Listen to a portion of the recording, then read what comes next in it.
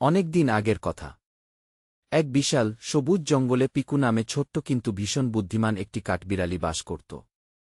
জঙ্গলের সব পশুপাখির সাথে তার খুব ভাব ছিল। দেখতে দেখতে শীতকাল ঘনিয়ে এল।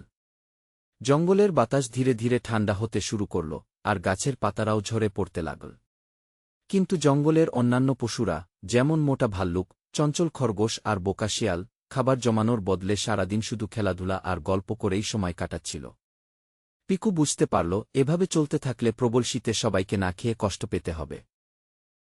সে তখন জঙ্গলের মাঝখানে একটা বড় পাথরের উপর দাঁড়িয়ে সবাইকে ডাকল।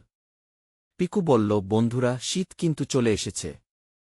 এখন যদি আমরা শুধু খেলে সময় কাটাই, তবে বরফ পড়লে আমরা খাবার পাব কোথায়? আমাদের উচিত এখন থেকেই সবার জন্য একটা সুন্দর পরিকল্পনা করা। প্রথমে কেউ পিকুর কথায় কান দিল না। কিন্তু পিকু হাল ছাড়ল না। সে নিজেই একটা চমৎকার নকশা তৈরি করল, কে কোথা থেকে খাবার আনবে, আর কোথায় সেগুলো নিরাপদে লুকিয়ে রাখা হবে যাতে বরফে নষ্ট না হয়। পিকুর এই গোছানো কাজ দেখে ধীরে ধীরে অন্য পশুরাও উৎসাহিত হল। ভাল্লুক তার প্রিয় মধু জোগাড় করে আনল, খরগোশ মাটি খুঁড়ে গাজর আর মূল বের করল, আর পাখিরা দূরদূরান্ত থেকে মিষ্টি ফল আর বীজ নিয়ে এল। পিকু সব কিছুর হিসাব রাখল এবং খুব সুন্দরভাবে সেগুলো গাছের বড় বড় গর্তে আর গুহায় গুছিয়ে রাখল। কয়েক সপ্তাহের মধ্যেই জঙ্গলে শুরু হল প্রবল তুষারপাত। চারপাশ সাদা বরফে ঢেকে গেল। যারা আগে পিকুর কথায় হাসাহাসি করেছিল, তারাও এখন নিশ্চিন্তে নিজেদের ঘরে বসে খাবার খেতে পারল।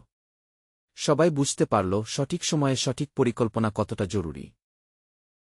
জঙ্গলের সবাই পিকুকে তাদের বন্ধু এবং পথপ্রদর্শক হিসেবে মেনে নিল।